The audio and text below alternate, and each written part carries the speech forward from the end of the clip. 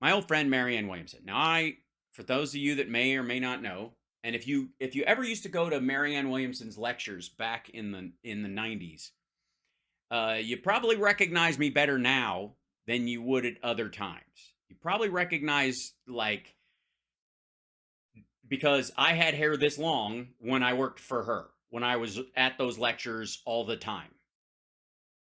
That I spent a good deal of time. I went to all of her lectures for somewhere in the order of like 3 years straight. I went to London with her and Emma, her daughter. I was the house male in that regard. I did the technical support at her house. I ran the Ethernet cable from her Montecito guest house to where she wrote her books to the main house. Where in London, kind of all over. She rented a little like house there. This is pre like there she basically, yeah, it was like little, we were there for a month, so it was like this suburb area, but I would get up every morning and walk down and get bread from the market and bring back breakfast and all kinds of stuff. And it was a little bit of tension when I met a girl at a thing and she came back with me or whatever because she missed her train and she slept in the bed while I slept on the floor. I was a gentleman for the most part. She was Welsh, very lovely. But I didn't make a hard pass or anything like that. I was just like, you're safe, you're good. And then the funny thing is, I like when she went to catch her train in the morning, I was walking downstairs with her. I'm like, bye, see you later. And she was like, who's that girl? And I'm like, who cares? Anyways, true story. TMI? I don't think so. All right. Heating up. This is called Heating Up. Marianne Williamson spars with Hannity. Now, apparently, Hannity got a ratings bump from Marianne that people like when he shits on her.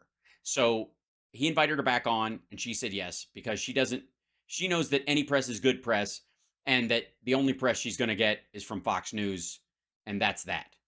So, yeah. And Marianne Williamson joins us right now. How are you, Marianne? I'm great. Thank you.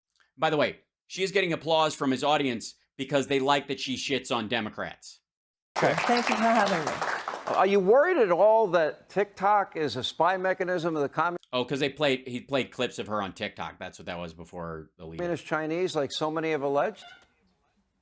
Well, I think that the surveillance from any tech company is an issue, whether it's an American company or a Chinese company. Oh, yeah.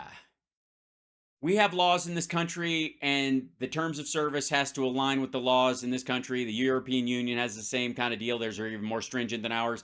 UK has laws. Canada has laws.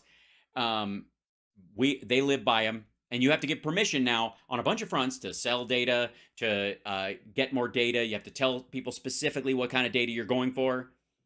That's not at all what we're talking about when it comes to TikTok. It's always on. The mic is always on. Your camera is always on. TikTok is always recording or playing, and it's always tracking where you are, whether you tell it to or not. There's a big difference. But please go on. Certainly an issue. Certainly an issue, but only because Facebook, blah, blah, blah. If you found out, or if the top security people in the country are telling you that, hey, you're using a platform that the communist Chinese spy on us, would you take it seriously? Okay, first of all, he's not saying this to anybody else. Well, I'll tell you something, Sean. The Chinese are spying on us in all kinds of ways. Yes, I'm not worried about a balloon, but the fact that my mic on my phone could always be on and collecting my data all the time and collecting my driver's license and my credit card information and storing it on the cloud there, it matters. It does matter. The truth of the matter is there are many, as in millions of young people. If it's definitive. I understand that, but this is where young people are getting their information, and I think that for us to deny that is kind of ridiculous. Right, but that's, I mean, to carry that argument as far as possible, you go, well, the internet, Stormfront is a website on the internet. And the internet is where kids get all their information these days. So I'm going to post my ads on Stormfront. Why not? I think that whatever regulations we have on TikTok, whatever the government decides to do, I'd like to see them be just as strong in regulating American companies as well. It's the other way around. They're more stringent with those companies. TikTok had, and it's not about the laws and rules, it's how you obey the laws and rules. And they don't. Wow. So I'm looking at your numbers, and you know what? 10% is not too shabby. That's a very respectable number. Just like Robert F. One clap. Kennedy's number, I think, is at 21% is very respectable. I think it speaks to, combined, we're talking about 31% of Democrats don't want Joe Biden. That speaks volumes. Yes, it's almost the exact same number that you had under Bernie and them. And look what happened. Relax. So I started to do a little deeper dive into your positions. And for example, you seem to want to eliminate all domestic energy production, or a lot of it, in America. And you said that no phrase has been used more manipulatively than national security. Well, I mean, obviously by Trump. You said our military madness has not made us more secure, it has made us less secure. And I'm asking you, to the extent that you see China, Russia, Iran as national security threats, and what would you have done if you were president and the Chinese spy balloon incident happened and the Russia taking down of our drone happened? What would you do in those two cases? Well, I don't think that balloon should have gotten as far inland as it got. What would you have done? Let's be very clear here. Well, I think that should have probably been shot down over the water. I don't know why it was able to get as close as it got into It was over Canadian territory after it was over the water. Like once it cleared that area, and they were aware of it, it was Canadian territory, and then in the United States, it came on over that way. So what do you mean? One of the lakes? Okay, what's in it? Is it a spy mechanism posing as a bomb, or a bomb posing as a spy mechanism? Does it have a bioweapon in it? Does it have COVID-23 in it? If it lands in fresh water, is it more of a threat or less of a threat than if it lands in salt water? Would you ask your military about that question, or the NHS or the CDC, or the NIH? U.S. territory. But for the record, I agree with you. Once it was coming to Alaska airspace, I would have shot that sucker right out of. Yeah, fuck the Alaskan people. Yeah. Fuck those polar bears. Yeah. But let's be very clear. What about Russia? Where in the pristine Alaskan wilderness would you have shot it down? What would you have done with the drone? What would you have done with the people downriver from it when it turned out that it contained a bioweapon that would have dissolved in salt water, but survives in fresh water? You know what? Never mind. In retrospect, we know that wasn't it. So let's pretend like it never could have happened. It wasn't part of even the equation. Are you talking about Syria? Where are you talking about the drone? No, I'm talking about the Russians taking down one of our drones. Oh, Russians taking down one of our drones. Where? You mean one of our drones?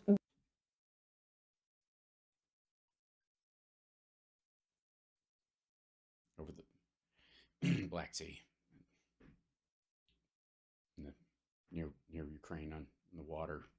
It's kind of a big deal. I don't know.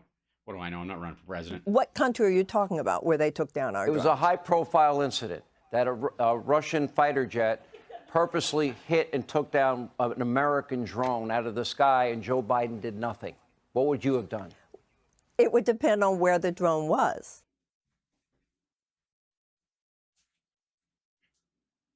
It was in Alaska. It was over Alaska. We just thought, they shot it down and it fell all the way across the country. It was a balloon-shaped drone that was shot down by the. Fuck me. We take down drones. They take down drones. This is not the big picture. The big picture is how. The answer, by the way, is I believe that we should be more aware of the tactical limits of the Russians and their nervousness around this particular area. And I would have maybe had our drones steer clear of that area. And if there was a mismatch about that, where ours flew into their territory or their plane was out of there, I would have addressed it as such. Now there's an argument back and forth, and because I'm not in those meetings, I can't tell you whether or not the reality is that our drone went too close or their fighter came too far. That would determine the conversation that was had and policy around that. But I, as president, would have, before that happened, made sure that our drones were giving a wide berth to that war zone so that they're not shooting down our tech and getting it. For that reason alone. That the altitude of our drones would either be way higher and they could still get the information they need, but they wouldn't be engaged in any kind of in the flight zone of the war itself, or we would have stayed wide of it if it needed to go and do something else. Again, this is without the briefings. This is my judgment ahead of time. See how easy those fucking answers are? Do you have any, like, you don't even have to Monday morning quarterback this shit. You can, another explanation, all right. This is to Marianne and anybody who's ever running. It isn't about the answer you want to give to the question. It's about what they're asking you. If they're asking you, whatever question, but it means, are you tough when you need to be? Then you can find a way, if you have the skills to be president, if you have the ability to be the president of the United States, or even a senator for that fucking matter, or a goddamn mayor, you should have the skill set and the vocabulary where you could describe a situation based on what your judgment would be around that subject without pretending you know details you don't, or in this particular case, showing your ignorance. It matters where it was. When Russia is going to take out one of our drones in international airspace, that's where it was. Well, you just said in international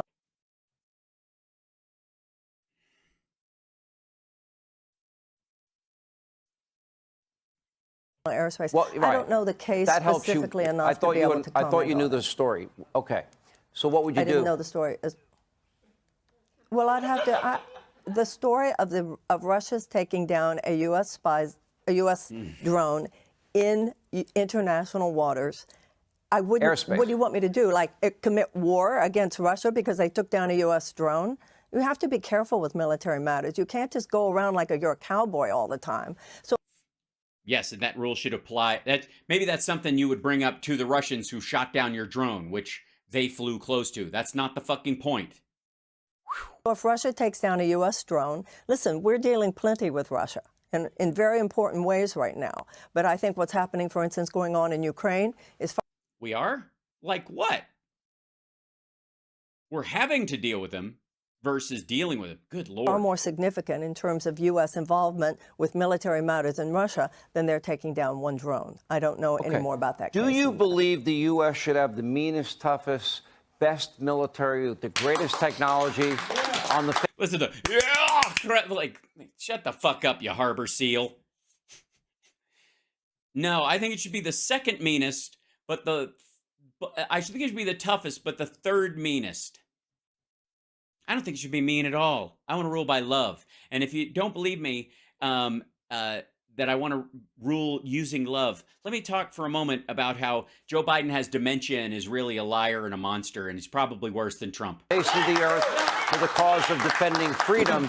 Because when you talk about the phrase, See, this is what these segments are about, is that he wants to dunk on Marianne because he thinks she's basically the same as Biden as far as what she wants and materially what she would like to accomplish. And so by shitting on her, inartful description of these kind of things, she's standing as a surrogate for him calling out Biden for shit that Biden doesn't do, never promised, and is actually functionally capable of doing on his own, depending on the topic.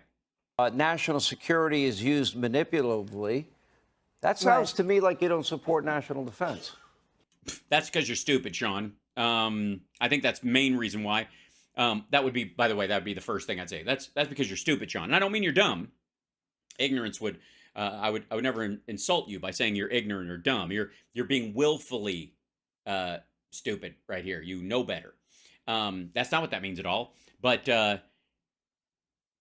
Well, I want to hear what she says. to the extent Well, we have it? you're absolutely incorrect. Of course, the United States needs a strong military. The way I see military is like a surgeon. If you have to have surgery, absolutely the United States needs to have the best surgeon. But a reasonable person tries to avoid surgery if necessary. 60 minutes. Yeah, you know what? I'm going to treat military matters. The first thing I will do to North Korea is send them some vitamin C and some echinacea and some golden seal and this propolis throat spray that I just think does wonders. And then I would appoint RFK, the head of the CDC, and we would solve most of our international conflicts with organic produce. And then if we had to, we'd get the tumor, caused by an overconsumption of phytotoxins removed surgically after the fact. But what was the question? Minutes recently did an expose about the profound price gouging of the defense contractors towards the U.S. military. One of the first things I would do as president is to audit the Pentagon. We know that we have a bloated military budget. We have an $858. No, you don't. And again, I love you, CSL, and you're probably tired of hearing me say this. People don't actually think we spent $500 on a hammer or $1,000 on a toilet seat, do you? Most of these weapons are secret. Parts of all of them are secret. The reason they can't tell you what they've spent is because they're not supposed to. Stupid. Anybody's like, well, that's government inefficiency right there. Somebody said that in like 1992 and it fucking stuck. And then everybody else since then is like that's parroted that has not been anywhere near the actual discussions. Any senator or congressperson that's actually been through the appropriations process on the Defense Department, none of them come out going, fuck this. We got to put a stop to this $1,000 toilet seat thing. The fuck out of here. We're hiding where the money is going because we're building shit you use against people who are trying to kill you, stupid. You can argue that we're spending too much on it, but you can't argue that they won't even tell me where the money's going. Yeah, dumbass. Because there's someone else on the line. $1 billion military budget. And you know what, Sean? I do not believe that the Iraq War made us more secure. I do not believe that staying at 20 Yeah, most people don't. 20 years longer than we needed to in Afghanistan made us more secure. We have to learn how to wait. Trump would have kept us in forever, by the way. Keeping Bagram and keeping it as a base and staying there means U.S. personnel in Afghanistan unsafe and surrounded by ISIS-K for the foreseeable future. Decades and decades of death, period, end of story. Peace. Donald Rumsfeld said how that. would you wage He said we need to learn. I have a test. How would you wage peace and prevent the communist Chinese? They have stated their territorial ambition to take over Taiwan, our ally. How would you stage peace and prevent them from taking over an innocent sovereign nation? One of the things that we need to do with China is to be careful with the languaging. We don't need to be in a Cold War with China. And the last thing we need. Yeah, he's right. We already are. And secondly, they're not that careful with language, and we have been. We are being careful with the language. But being careful with the language isn't the same thing as telling them you can have Taiwan.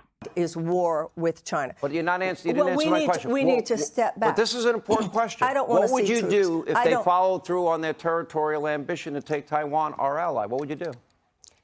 I think that we need to do everything possible to help make that not happen. We do not need. All right, everything possible to help make that not happen. Okay, that would include make that not happen. I guess destroying all of their navy, since it will have to be a naval attack. We're going to have to cut off any fuel routes into the country. Certainly, we would have to encircle Taiwan with mines and and police a shipping route in and out of the area. That would be everything necessary. American troops in Taiwan. We're not talking about American troops in Taiwan.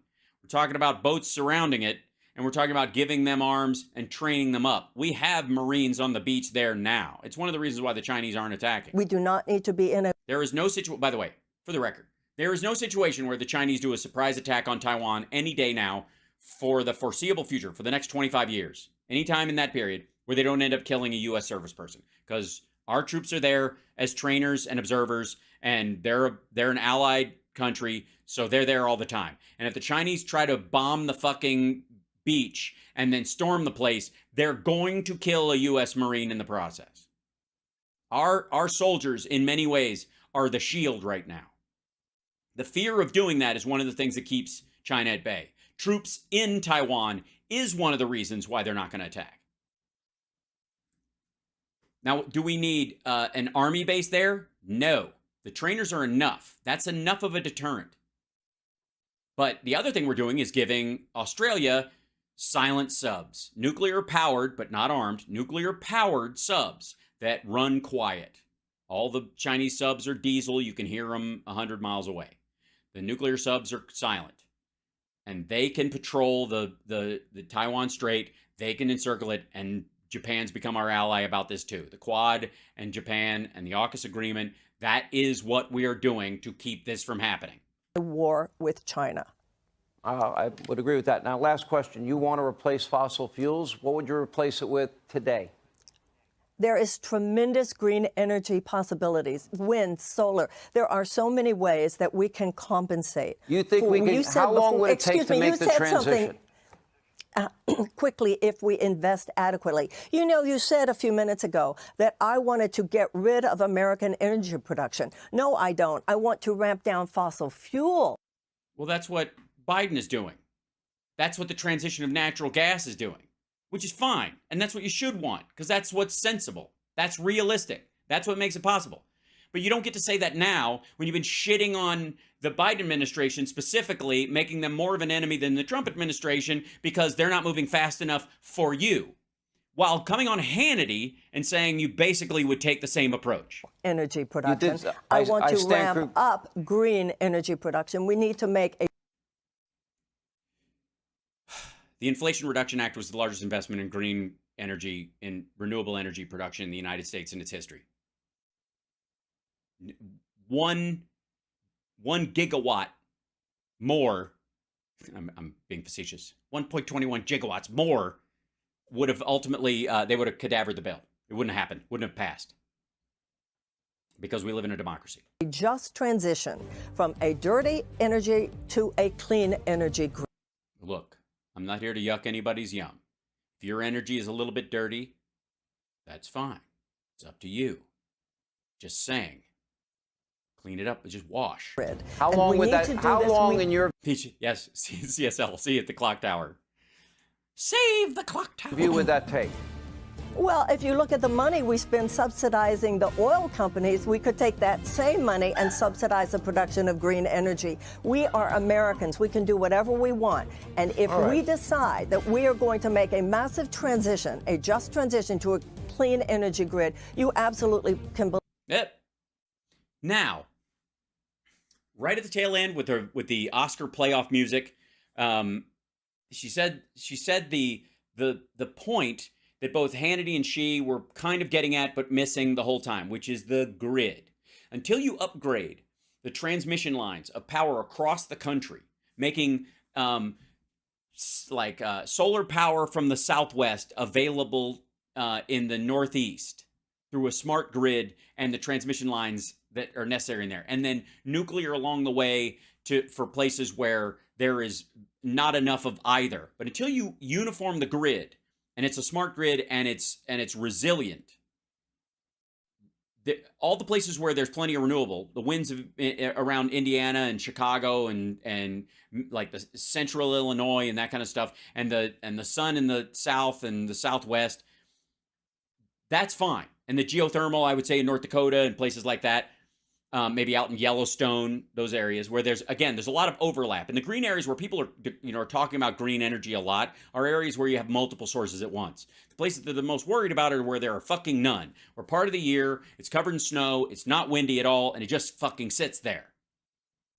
The grid is the key. And until you upgrade the grid and make it a smart grid where the transition lines and the sending of energy across the balancing of it across the entire country works, which is a federal program. And that is something that the Biden administration is working on. That's part of the infrastructure bill. It was part of the Inflation Reduction Act. Both of those things. That's where that's going. Neither of these assholes, with all due respect, is talking about the fact that the Biden administration started that ball rolling. Well, I would argue the Obama administration did, but they picked up the ball and ran with it much further down the field than anybody else has. And until that project is complete, it doesn't matter how much fucking solar energy you can pull from Nevada and Arizona and Southern California or Western California or Eastern California. It doesn't fucking matter because you're not going to be able to get it to the Northeast. And the wind, the intermittent wind of the Northeast is not going to be enough to power all those areas.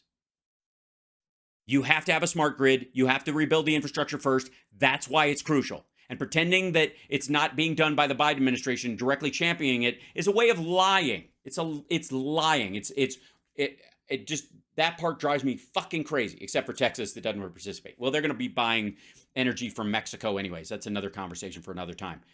But that's the point. She said, notice how she said grid right then, right? Massive transition, a just transition to a clean energy grid. Clean energy grid.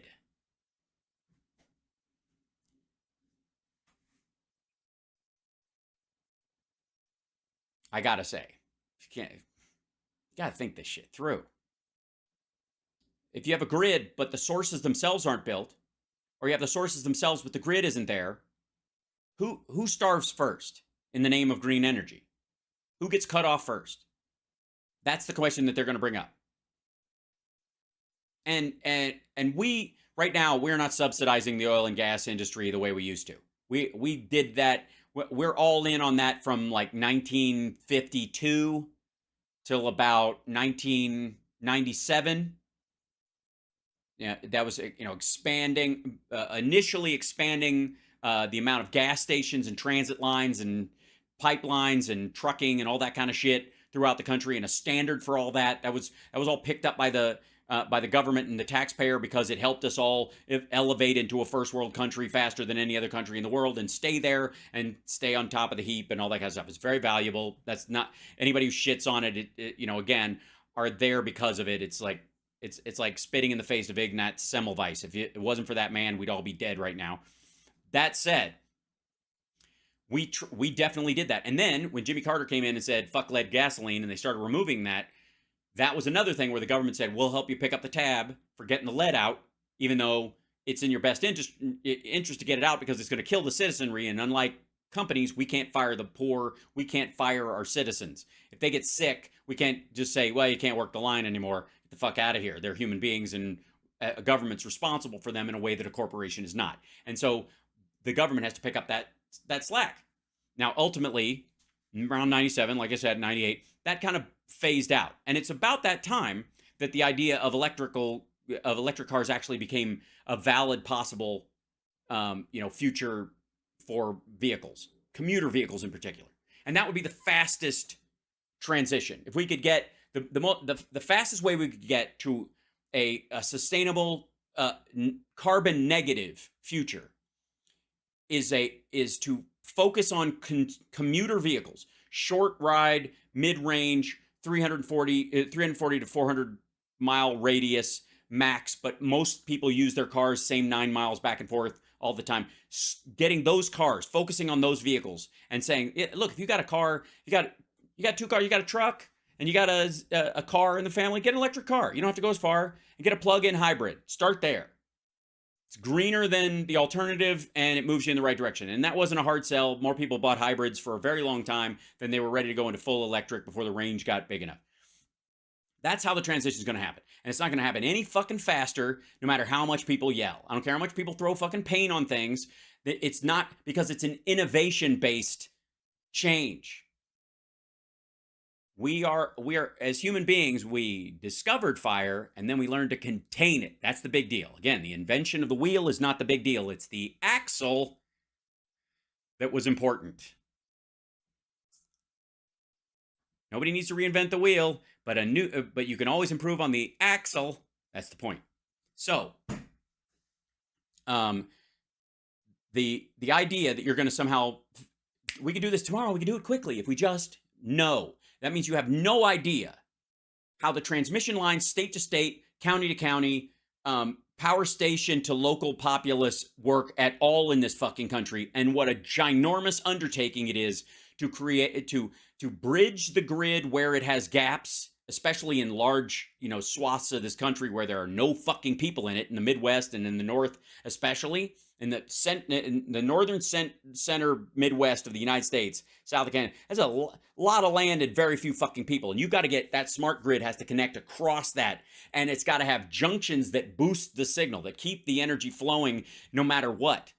And that's where the natural gas is. So getting those folks to convert to something else and saying it's going to be economic when all that shit is right there is going to be very difficult. So don't pretend and just get at it. We're going to innovate our way out of this, just like every human, society has that has survived ever. Oi. You absolutely can believe it. We have the money, we have the know-how, we have the ingenuity, and we have the spirit. What we need is for Americans to be mobilized, and that is what I would do. Again, all right.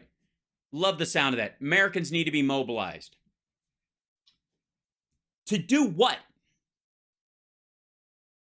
Vote for people who will use their tax dollars to green the economy and green the energy grid? We're already doing that. We were mobilized. We voted for Biden, and what he passed with the Inflation Reduction Act was the biggest green energy push this country has ever seen.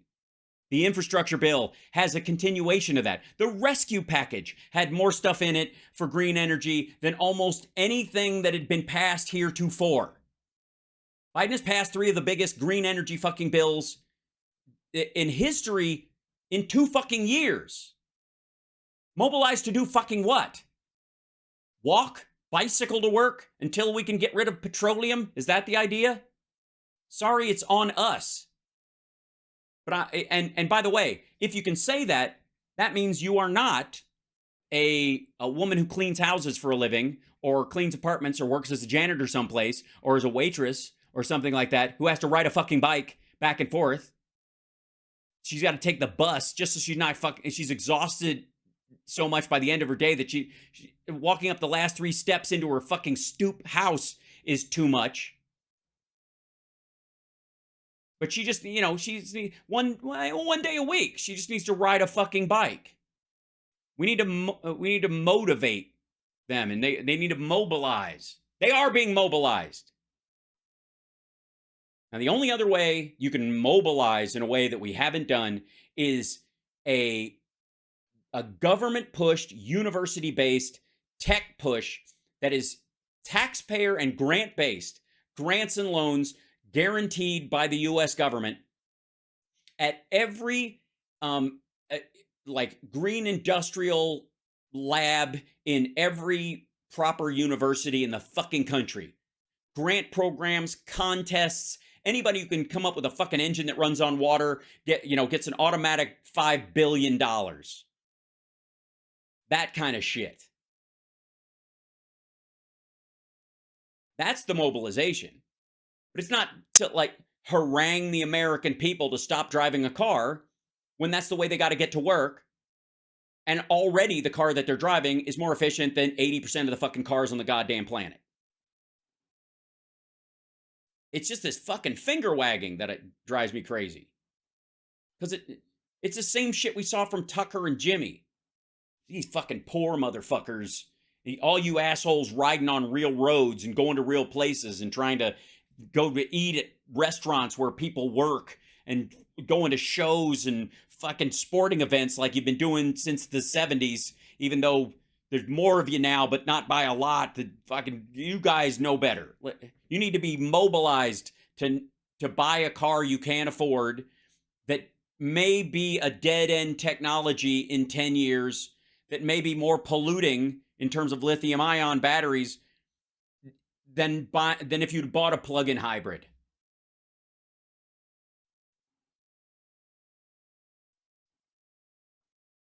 Just the fucking... all this talk about fucking elites and then that's all they fucking ask. That's all they act like. Like, this is the most elitist, raised pinky horseshit. Judge sets trial for E. Jean Carroll date. Sweet.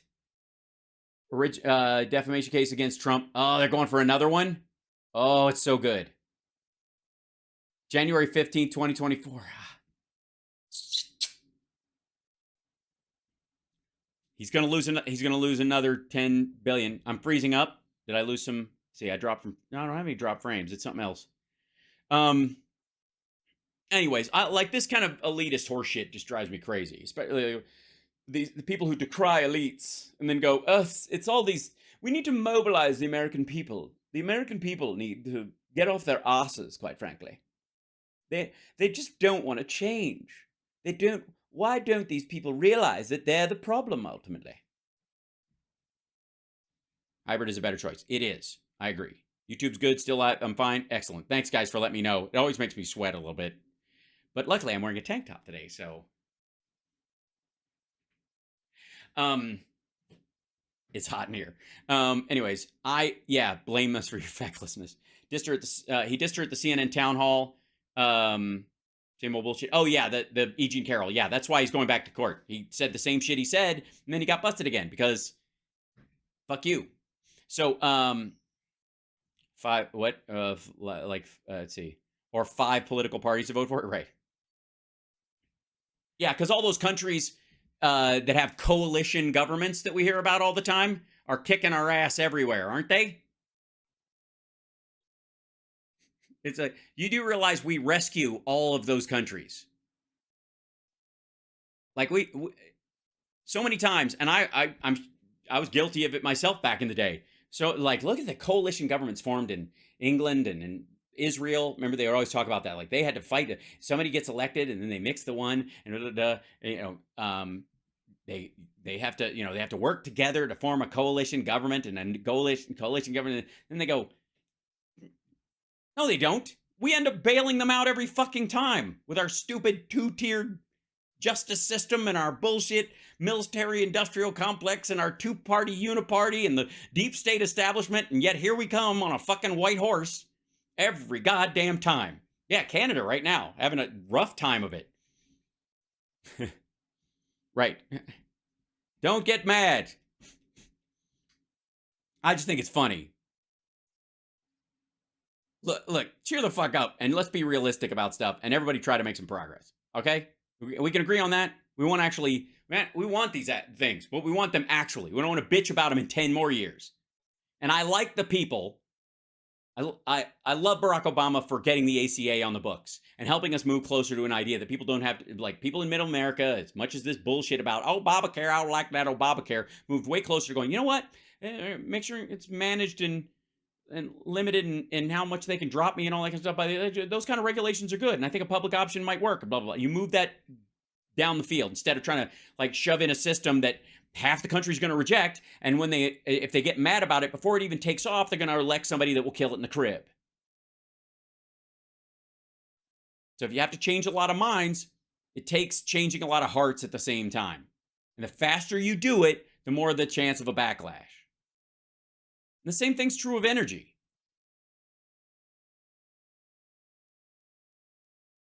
And part of it's how we talk about it. Part of it's the fact that we are always like, everything's a fucking panic. It's not. An emergency has to be handled immediately. A crisis has to be handled immediately. An enormous challenge, an existential challenge, has a target date. And you can talk about it logically. But if you start screaming emergency all the time, people stop listening. And then every day that passes where the emergency is, they don't see it in some form or another. And this is what's happening with Trump and his economic message because it's not landing with these motherfuckers anywhere. People start going, maybe the emergency is you. And if you're dealing with a real problem like climate change, you have to address it understanding that not everybody else is on board. You got to use language they understand, and you have to address their concerns in the process. And in doing that, you're not going to get everything you want right away. And if you try, they're going to think there's something else that you're trying to get over them. That's why they think it's a giant fucking conspiracy. And meanwhile, fucking stack of millionaires tonight. Everybody we covered tonight is a multi-millionaire. Russell, Sean, Tucker, Hannity, Marianne, all of them, multi-millionaires telling you that you beware the elites. Maybe they're, maybe they're warning you, right? Warning you about the elites telling you what to do or wanting to control things, or rich and the 1%, and all of them in the top 5% for fucking sure.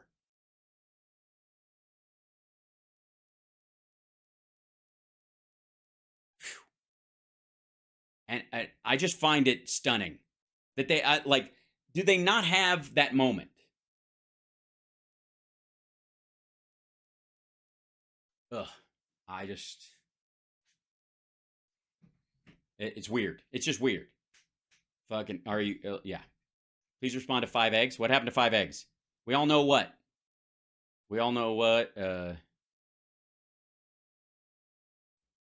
What is 5 eggs? Oh, I see.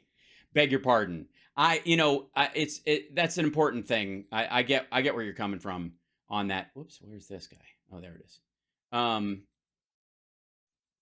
Because all the while, you've got people who are, hang on there a goddamn second, lady. If I may, a point of order, Mr. Chairman, over here, listen up. Okay, let me start out by saying she's a lovely lady. She seems nice. I think she means well. But then, so did my cousin Sheila. She meant well, But did that stop her husband from ending up with a scattergun stuck in his rectum? I mean, look. We all here to party, don't get me wrong, or whatever. And he was very lucky it was full of rock salt and chicken feed, because it just tickled a little bit. He was a tough hombre, as they used to say, and stuff. But you got to be careful, okay? You got to be careful. Most of us out here, we can't afford that shit. We live down here fucking working all the goddamn time. I just, look here. You want to talk to me about green energy, motherfucker? When's the last time you took a walk in the country? Tell you some green energy I had. Tell you right now. I was walking through the woods one night, and I had a bowl of chili that was working its way through me like that. Remember that feller that took that truck and then covered it in metal plating and drove it through town like a tank? Remember that feller? It was moving through my colon just like that, man. It was just hum, hum, hum, hum. And it saw the exit, man, and the light at the end of that tunnel was a horrible endeavor. Let me be completely honest. Anyways, I'm going to tell you about this. So I'm out there in the woods, and I'm like, I can take care of this like God intended. I just got to find me some leaves that aren't poison oak. So I drop trowel and start taking care of business. And, unfortunately, the sound that came out of me due to the contents of my belly and my gut at that particular time sounded a lot like the mating call of a Louisiana brown bear. And I happen to be in the outer areas of Alabama, and I know what you're saying. All the areas of Alabama are the outer area. Touche, but that's not the point. Anyway, so I'm dropping this, and I hear and I'm like, is that me? And it wasn't.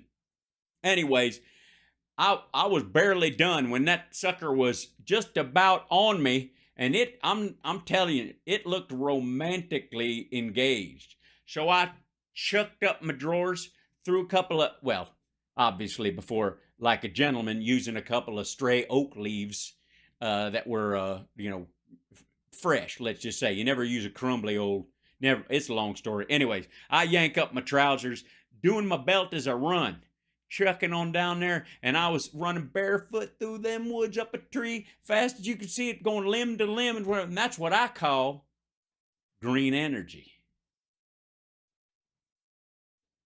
So, let me tell you what, and I got that kind of an engine needs refueling. So I went straight back to the Piggly Wiggly and bought myself another can of that chili, man. And I got to tell you that there are elements that I was concerned, because I had noticed on the first can that there were a couple of puncture marks, which is, in a canned good, not a. I suppose in Armageddon you wouldn't mind, but in modern society, we civilized. So I would have, preferred it to be otherwise. But I got to tell you, the second ride was as good as the first. Tried to do that. Anyways, that's I believe in green energy, man. If I could run my truck on leaves, I'd fucking do it in a heartbeat. I don't need to give them Saudis nothing. So have at it. Go out and tell you what, if you ever need some wind energy, just come by my house when I'm having chili. Right now, I'll spin you a turbine. Ooh, I think I made a cold shoot. I gotta go. That's not, if y'all don't mind, that's wrong.